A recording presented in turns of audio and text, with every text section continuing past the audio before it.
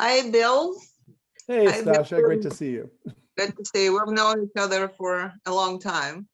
And I have to say, you always surprise me with something. I mean, I wouldn't say I didn't expect you to do it, but once you did it, I am so impressed and actually thankful that you wrote that book.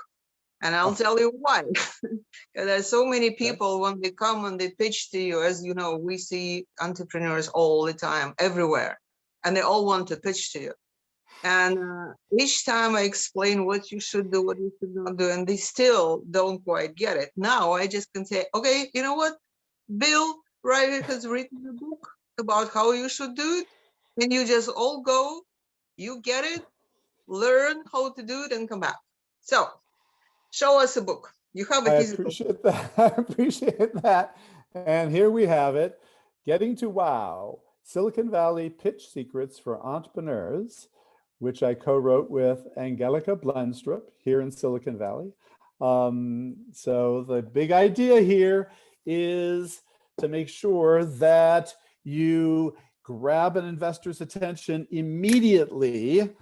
It's not about just talking, and describing.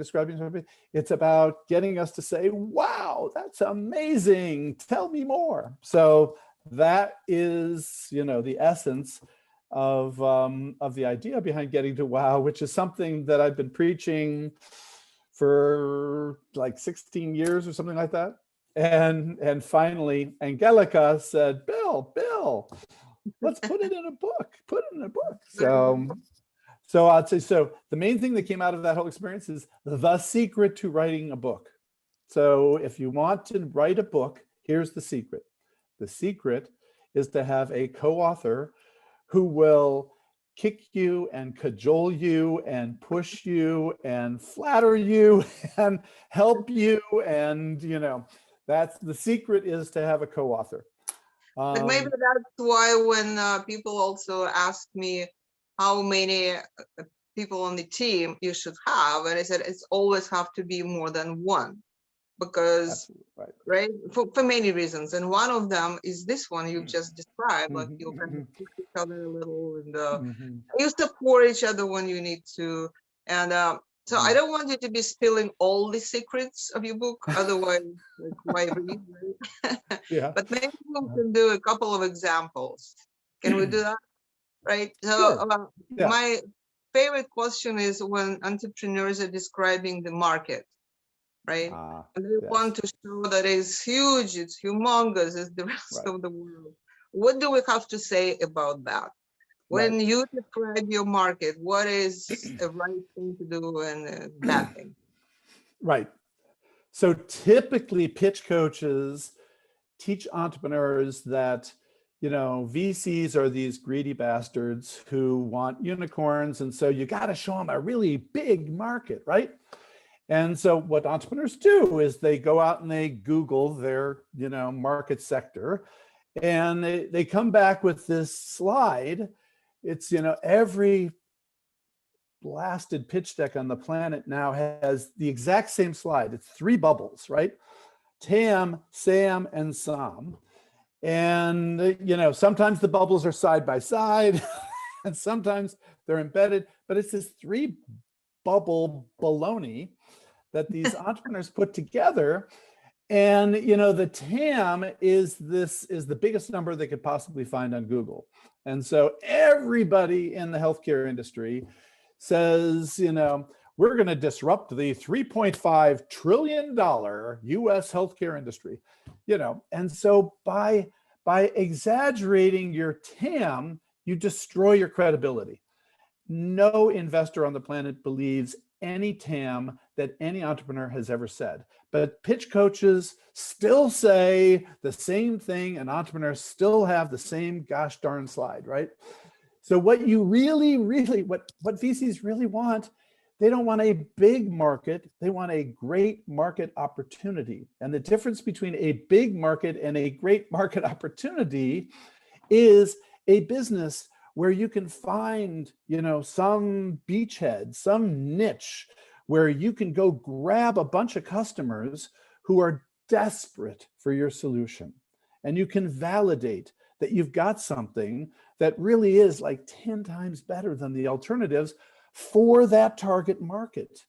And then that becomes your beachhead into growing, scaling a company.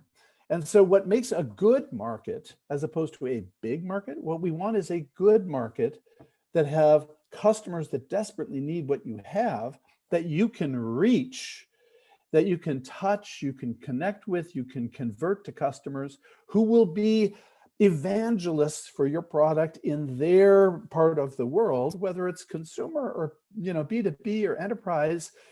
If you find those initial beachhead customers who are going to fall in love with what you've got, then that facilitates you scaling. So, being big does not mean it's easy. So what we want is a market where it's relatively easy to scale. And what we want to hear from the entrepreneur is that you really, really understand the market dynamics, who exactly your customers are, how you're going to reach them, and then how you're going to scale off of your beachhead customers. That's what you should be talking about when you talk about market opportunity. So stop using Right. slides that say Also, market as size. like in one of the sessions, you and I have been participating. I think it was in IBM or something. When you gave that example that a big market does not exactly mean that it's an investable deal, because there are plenty of nail salons and what did you say, shrimp market? So right, that was we used to say, we won't invest in shrimp farms and nail salons. And God bless, of course, guess what we discovered in Southeast Asia? In Southeast Asia, shrimp farms are big, and IoT for shrimp farms is an interesting business, right? Because you got to make sure that the salinity, brackishness, oxygen, temperature. I mean, who knew that shrimp farms could be a tech opportunity? And then were you? Yeah. No, why did you talk about South Asia? Because I always thought that you, as a co-founder of Garage, you're so US centric. Then I understand that you also are a managing partner of Pegasus. But is that why you're going like all over the world? Like, really, you're expanding? You're beyond Silicon Valley reach? What's going on? Absolutely. So Sasha, I've always been a globalist. It's just a matter of practicality, whether it's reasonable to invest all over the globe. And so with, Pegasus has, over 100 people all over the planet. So 3 big offices in headquarters in Silicon Valley, and then a big office in Tokyo and an office in Southeast Asia. And then some partners scattered around the rest of the globe. So, just this morning, I was on the phone to Israel. Love those Israeli startups, right? So it's, the reality of the world now is that brilliant innovation comes from all over the planet. And so if you want to be, on top of what's happening, you've got to be paying attention to the whole world. It makes it harder, but it also makes it more interesting. So with the COVID pandemics, did it become easier to reach those entrepreneurs? Because that's another question I get all the time. Yeah. Like, we always say we want your companies to be headquartered in the US.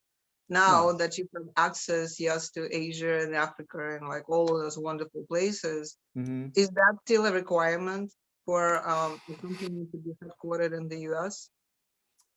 Well, at Pegasus, we're more flexible in terms than your typical Sandhill Road firms, because of our, feet on the ground all over the world. There's certainly still definitely for entrepreneurs, there is still definitely within the venture world a bias toward US domicile, because in part, long term, the best exits are generally either acquisition, generally by a US company, or public offering, generally NASDAQ or New York Stock Exchange. So that's still the bias. China has made a difference in this equation, but unless you are Chinese, it's really hard to play China. So within China, there's a different dynamic. But for the rest of the world, there's still this bias. Now, having said that, we have now invested in companies that are domiciled in India, in Israel, in Singapore, in Japan. So we have invested in companies that are domiciled, in different geographies. So that's not a knockout factor. But if the business plan of the company is to expand globally, and North America is the sort of main target global expansion opportunity, then you might as well domicile the corporation in Delaware. So that's Right. That's still a general bias in the system. So let's go back to your book.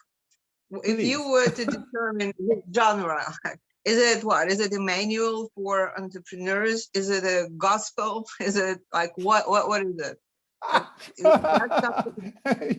Right.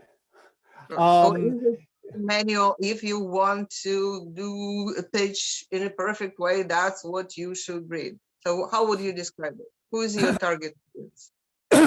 Well, so it was written primarily for tech entrepreneurs who want to pitch to venture capital investors or any investors and communicate their compelling value proposition.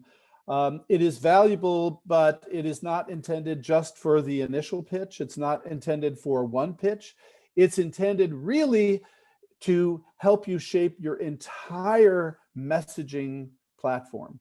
So one of the sort of key lines in the book is that I attribute to Guy Kawasaki. So Guy wrote the foreword, and the title of the foreword is "Life's a Pitch." And sort of the point of the book, right? The point of the book is, if you are any kind of entrepreneur, we think of high-tech entrepreneurs, but they're intrapreneurs. There are all sorts of people who are coming up with creative ideas and trying to convince other people that their creative ideas are brilliant. You are always pitching, right? I mean, you're always pitching. And one of the key points of the book is that for whatever reason in the venture community, we associate the word pitch with this, 20 slide deck or whatever the number is, right? I say 10. 10 is enough. It should be 10. It should be 10. It should be 10. But nobody obeys that rule. In any case, but your pitch is not your deck. Your pitch is not your video. Your pitch is not your demo. Your pitch is not your website. Your pitch is the message that you deliver and that gets carried and left behind after you're gone. And so the whole point is to frame the thinking about your pitch around, if it doesn't stick in the mind of your listener, if they can't walk away and repeat the essence of what you said to their partners, then you have failed. So if you want it to stick, it's got to be clear, it's got to be compelling, and it's got to be credible. And that's true for every communication that you're ever going to develop as an entrepreneur. Your website, your emails, your press releases, your trade shows, everything has got to be clear, compelling, and credible. And you've got to be able to boil that down into something simple enough that I can remember it and take it back to my partners. And so that means it really can't be much more than 20 seconds. You've got to have a version of your pitch that is only 20 seconds long. And then if you're lucky, maybe you can do an elevator pitch, and maybe that's 60 seconds or 2 minutes. And then maybe someday you'll be lucky, you'll do a demo day pitch, and maybe that's 2 minutes or 3 minutes. Then maybe someday you'll get into a partner's room, and maybe that's 20 minutes or an hour. But there is no such thing as a single pitch for your company. You've got to have multiple versions of your pitch. But they're all characterized by these core principles. You got to be clear what you're doing. You got to have a compelling value proposition, and you've got to be credible and deliver some proof or evidence that what you're saying is true. So that's the core of getting to wow, right? So yeah. This is very true, because sometimes you listen to pitches, and by the end, the beautiful slides and everything else, whatever, and you still go like, what is this company doing again? Can you please go back and explain it? Because this is the hardest part. And of course, Guy Kawasaki, he has his way with words, and life is the pitch is very true. It's not only for entrepreneurs, it's about for everything we do too. Because as you and I know, we pitch to our investors as well. And they need to understand like why your fund is different and your approach is different and how you specialize in anything. And then you don't know who you meet. And this whole elevator, well, people don't ride elevators now, but you can bump into someone into the Zoom conversation, right? And then they ask you casually, what is it that you do? And if you perfected your pitch in a way that you can explain it in 2 sentences, it's enough for me. I'll know how to find you and we'll follow up. So you're saying that your book is specifically touching some of those points? Like if somebody will walk away knowing, okay, now I know how I should revisit my pitch. Yeah. Yes. How many pages? Yes. How many pages? It's you know, it's 294 pages. You know, and the first thing, you know, when so Guy offered, you know, his editorial advice, and you know, the first thing he said when he saw it is he said, wait a second, Bill, you're telling entrepreneurs that they've got 20 seconds to be compelling, or they might as well go home. And you're saying it takes 294 pages to explain that to entrepreneurs? Come on, Bill. Can't you be more concise, right? So the way the book is written, you know, it's not written as a one long recipe that, you know, you got to start on page 1 and by page 294 you'll have your pitch done, right? It is written in a series of bite-sized, you know, blogs in essence, a series of bite-sized points that apply to you in different aspects of your entrepreneur journey. So, so it's valuable sort of anytime you're thinking of any sort of communications as an entrepreneur, you can dive into this and sort of revisit, you know, how should I, you know, so pitch coaches, they tell me that I need to tell a story. What does that mean? What does it mean to tell a story? You know, so you have this opportunity. So suddenly you have this opportunity to do a TED Talk, right? Hey, that's great. Okay. So, you know, every TED Talk, they say, you got to tell a story. Well, we talk about sort of 6 different types of story that you can tell. They're different, you know, they're different types of story.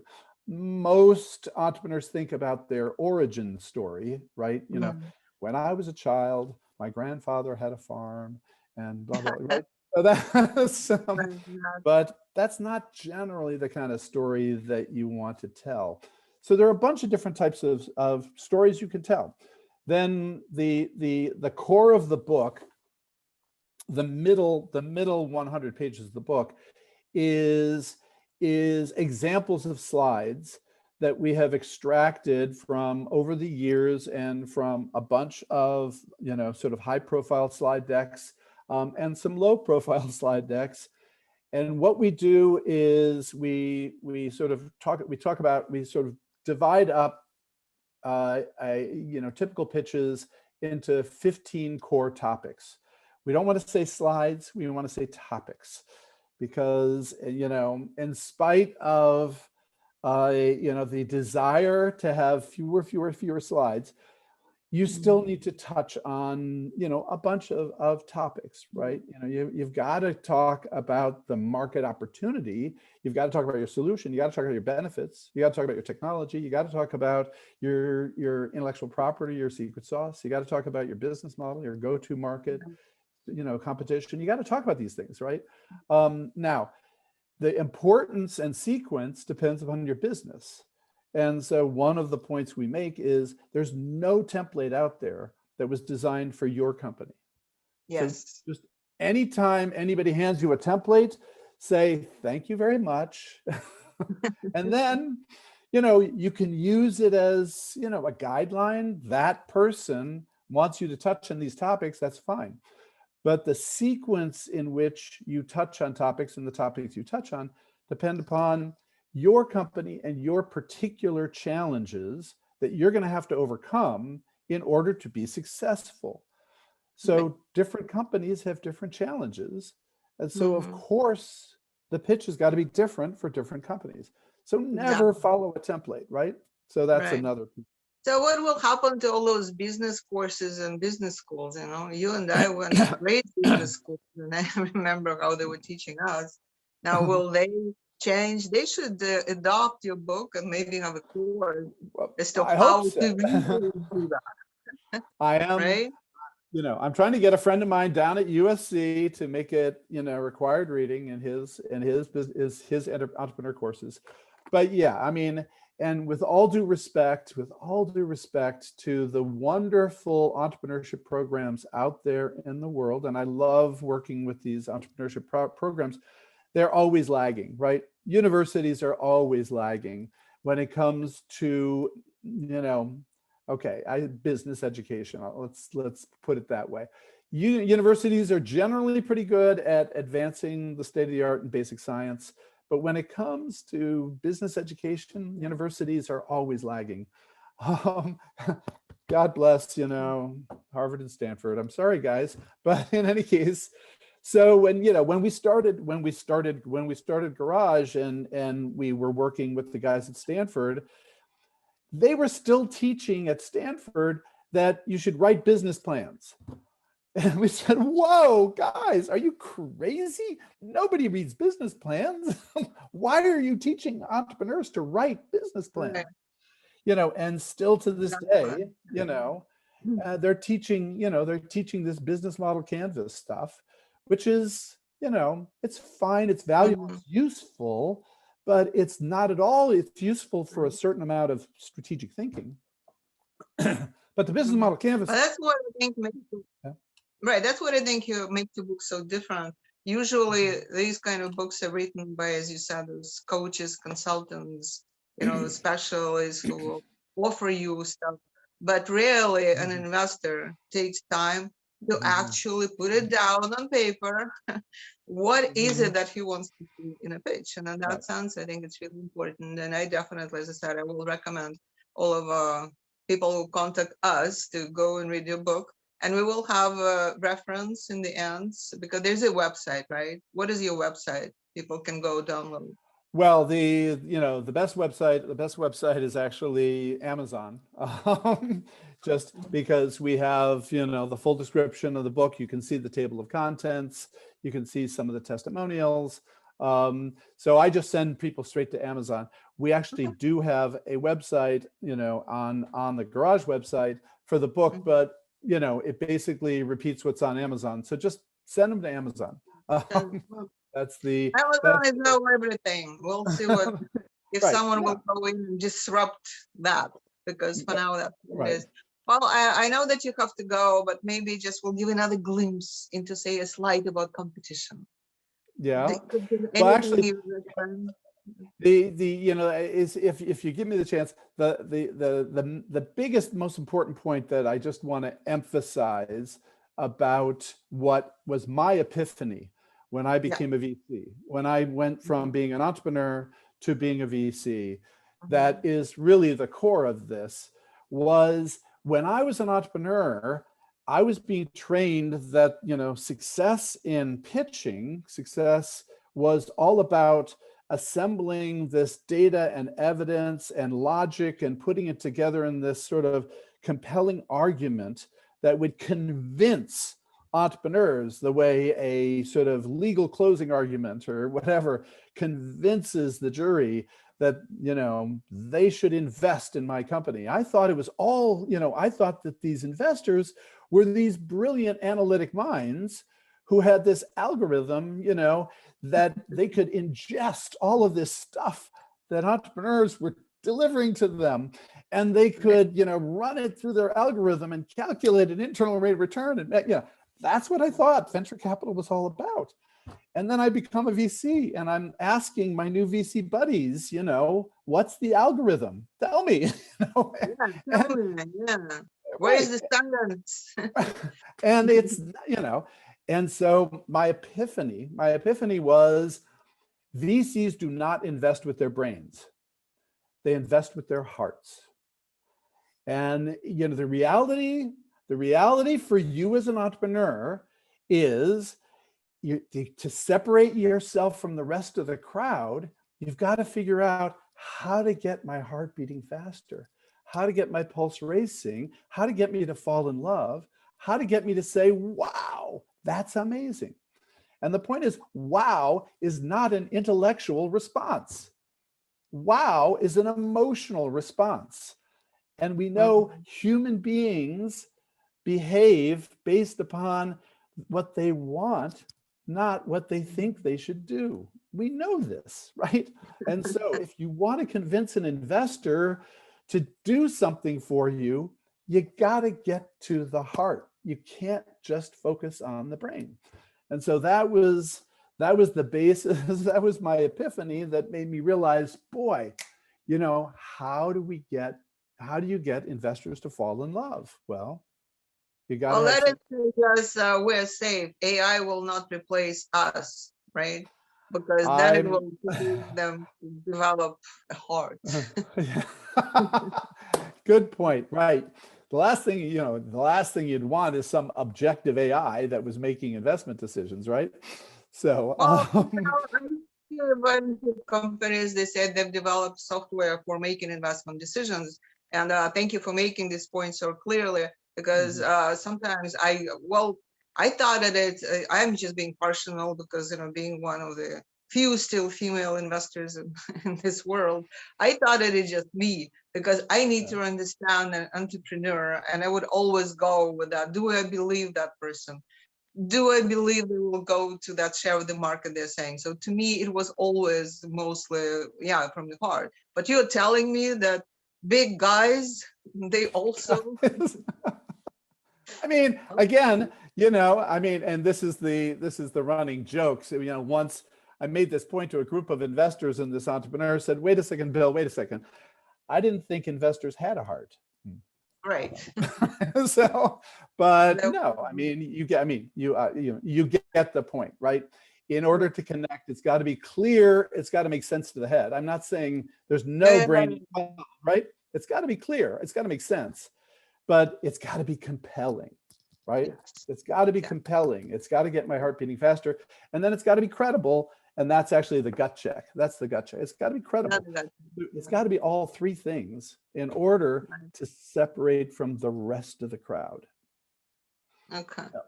So what is the final sentence in your book? Is there a conclusion, or is it like people go back and forth and read whatever is important for them in that particular stage, or other the words of actually, no, don't tell them. Let them buy a book. Oh, come on. Oh, well, okay. I'll tell you again, here's the takeaway. The takeaway is, as I started, to the question, what is a pitch? A pitch is not your deck. It's not your presentation. It's not your executive summary. It's not your business plan. It's not your demo. It's not your video. Your pitch is the impression you create and leave behind. Yes. So that's... I subscribe to those words. Thank you. Thank you, Bill. It was Thank you, Sasha. I appreciate it. And so people, the audience will understand. They just need to go to Amazon, type in Bill Reichert with the getting to wow, and they get all the information they need. And it was wonderful talking to you. Good luck, and I'll see you soon. Thank you Bye. so much, Sasha. Thank you. Take care. Bye-bye.